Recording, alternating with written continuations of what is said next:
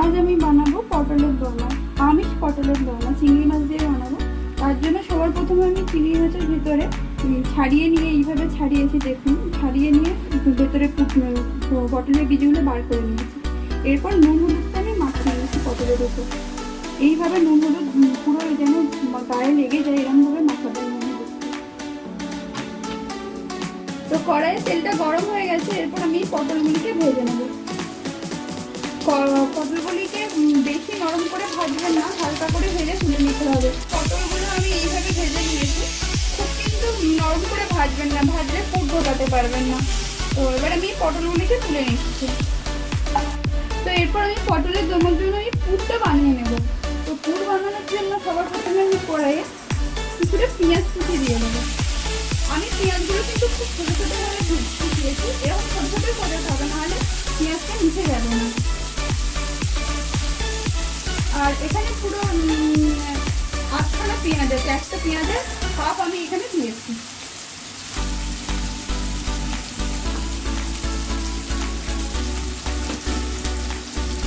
হওয়া পর্যন্ত ভাজবো।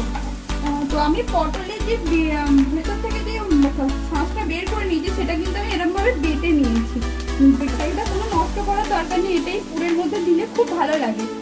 আর আমি এটা চিংড়ি মাছ দিয়ে করবো। আমি চিংড়ি মাছটা কিন্তু বাটিনি, অনেকে চিংড়ি মাছ বেটেও করে, কিন্তু এটা যদি কুচিয়ে, আমি এটাকে ছোট্ট ছোট করে কুচিয়ে নিয়েছি। কুচিয়ে নিলে একটাই জিনিস হয়, পটলের দোলমাটা যখন আমরা খাবো তখন মুখে লাগবে, চিংড়ি মাছটা খুব ভালো লাগে, এই জন্য আমি এটা কুচিয়ে নিয়েছি। তো আমার পেঁয়াজটা এই মুহূর্তে লাল লাল করে ভাজা হয়ে গেছে।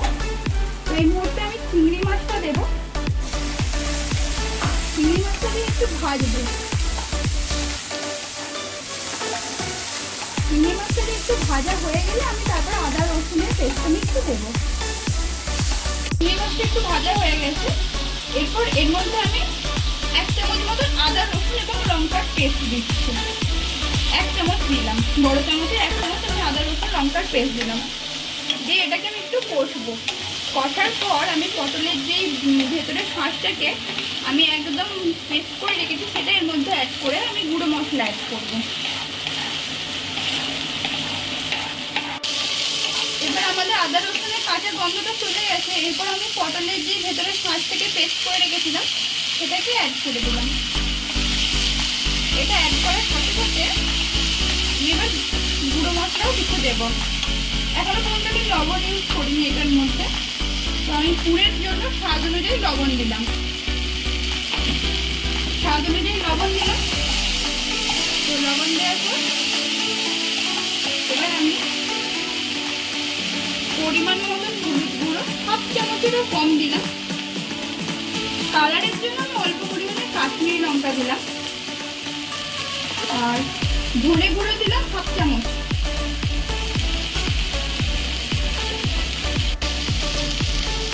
তো জিরে গুঁড়ো দিয়ে দিলাম একদম 1/2 চামচেরও কম দিলাম জিরে গুঁড়োটা। এখানে যেহেতু আমি কাঁচা লঙ্কার পেস্ট ইউজ করেছি, আলাদা করে আমি আর লঙ্কা দেবো না। ফুলটা যাতে একটু সামান্য মিষ্টি মিষ্টি হয়, মিষ্টি ঝাল সমস্ত কিছু ব্যালেন্স যাতে ঠিক থাকে, তার জন্য আমি অল্প পরিমাণে এখানে একটু চিনি ইউজ করবো। একদম 1 চিমটে মতো চিনি নিলাম, বেশি চিনি দেবো না। দিয়ে এরপরে ভালো করে কষিয়ে নিয়ে নামিয়ে নেবো। পটলটা ঠান্ডা হয়ে গেছে, আমার পুরো রেডি হয়ে গেছে। তো এরপর আমি পুরটাকে ভরে নেবো পটলের মধ্যে এইভাবে। আপনারা চাইলে পটলের পুরটা ঠান্ডা করেও ভরতে পারেন, আমি হালকা ঠান্ডা হয়ে যায় তাই আমি চামচে করে ভরছি। এইভাবে আমি ভরে নেবো। তো কড়াইয়ে তেল অ্যাড করে দিয়েছি, এবার আমরা গ্রেভি বানানোর প্রসেসে যাচ্ছি। তেল গরম হয়ে গেছে, আমি এক ছোটো এলাচ, একটা তেজপাতা, একটু দারচিনি আর 2টো লবঙ্গ দিয়ে দিলাম, আর 2টো ছোটো এলাচ দিয়ে দিয়েছি ফোড়নে। তো এরপর ফোড়নটায় আর একটু সামান্য গোটা জিরে আমি গুঁড়ো দিলাম। আর ফোড়নটা আমার ভাজা হয়ে গেছে, যখন ফোড়নটা থেকে সুন্দর একটা গন্ধ ছেড়ে দেবে, এর মুহূর্তে আমি একটা 1.5টা মতন পেঁয়াজ আমি বেটে রেখেছি, আমি পেঁয়াজ বাটা ইউজ করছি। পেঁয়াজ বাটাটা অ্যাড করে দিলাম।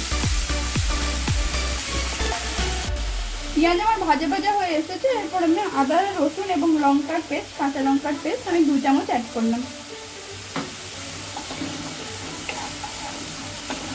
এখানে আমি সবই বাটা ইউজ করছি যাতে গ্রেভিটা ঠিক হয় এবং খেতে খুব ভালো হবে। আর আমি পটলটার পুরটা ভরে নিয়েছি। আমি পটলের মুখটা রাখিনি কারণ আমি এখন ঠেসে ঠেসে পুরটা ভরেছি। এর ফলে পটল আগে ভেজে নিয়েছি, এর ফলে পুর বেরিয়ে যাওয়ার কোনো চান্স নেই। আপনারা যদি পুরটা কম দেন তাহলে পটলের মাথাগুলো কিন্তু রেখে দেবেন। আমি এর জন্য পটলের মাথা রাখিনি, আমার পুরগুলো সব ভরে নিয়েছি। পেঁয়াজের গন্ধ, কাঁচা গন্ধ চলে গেছে। এর মুহূর্তে আমি একটু সামান্য জল অ্যাড করছি, যেহেতু গুঁড়ো মশলা অ্যাড করবো যাতে পুড়ে না যায়, তার জন্য আমি সামান্য জল অ্যাড করলাম। গুঁড়ো মশলার মধ্যে থাকবে 1/2 টিস্পুন হলুদ গুঁড়ো, 1/2 টিস্পুন কাশ্মীরি লঙ্কার গুঁড়ো, 1 টিস্পুন ধনে গুঁড়ো আর 1 টিস্পুন জিরে গুঁড়ো।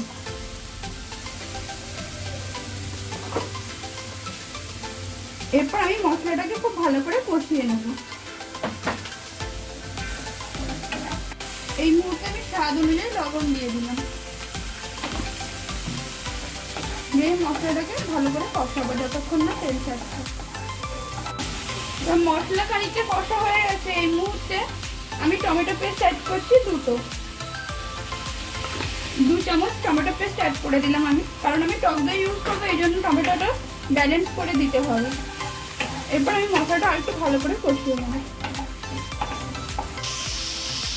এই মুহূর্তে আমি 1 চামচ 1.5 চামচ মতন টক দই ফাটিয়ে রেখেছিলাম, সেটা ফাটিয়ে রেখেছিলাম, সেটা আমি দিয়ে অ্যাড করে দিলাম। দিয়ে এরপর এটা আমি মশলাটাকে ভালো করে কষিয়ে নিয়ে জল ঢেলে দেবো। টক মিষ্টির ব্যালেন্সটা করার জন্য আমি 1/2 চামচ মতন চিনি দিয়ে দিলাম এটার মধ্যে। আমার মশলা কষা হয়ে গেছে। এই মুহূর্তে আমি জল অ্যাড করছি গ্রেভির জন্য। যে যতটা গ্রেভি খাবেন সেই অনুযায়ী জল অ্যাড করবেন। তো আমি জল অ্যাড করে দিলাম, 1/2 কাপ মতন জল অ্যাড করে দিলাম। বড় কাপের 1/2 কাপ আমি জল অ্যাড করে দিলাম। তো জল ফুটে এলে আমি পুর ভরা পটলগুলো এর মধ্যে অ্যাড করে দেবো। গ্রেভিটা আমার টকবক করে ফুটছে। এই মুহূর্তে আমি পুর ভরা পটলগুলিকে অ্যাড করে দিয়ে 5 মিনিটের জন্য 5 থেকে 10 মিনিট আমি ঢাকা দিয়ে রাখবো। ঢাকা দেওয়ার পর আমি ধনেপাতা দিয়ে কুচিয়ে দিয়ে আমি নামিয়ে নেব। এরপর আমি ঢাকাটা দিয়ে দিচ্ছি। দেখে নিলেন আমি কিভাবে পটলের দোরমাটা বানালাম। তো নামানোর আগে শুধুমাত্র আমি একটু ধনেপাতা কুচি, সামান্য গরম মশলা এবং ঘি দিয়ে নামিয়ে নিয়েছিলাম। তো রেসিপিটা যদি আপনার ভালো লাগে বাড়িতে করে খেয়ে দেখুন। যদি ভালো লাগে অবশ্যই আমার চ্যানেলটাকে সাবস্ক্রাইব করবেন, পাশে থাকা বেল আইকনটাকে ক্লিক করে দেবেন, যাতে আমি যখনই ভিডিও পোস্ট করি না কেন সবার আগে যেন আপনাদের কাছে যায়। ধন্যবাদ ভিডিওটি এতদূর দেখার জন্য।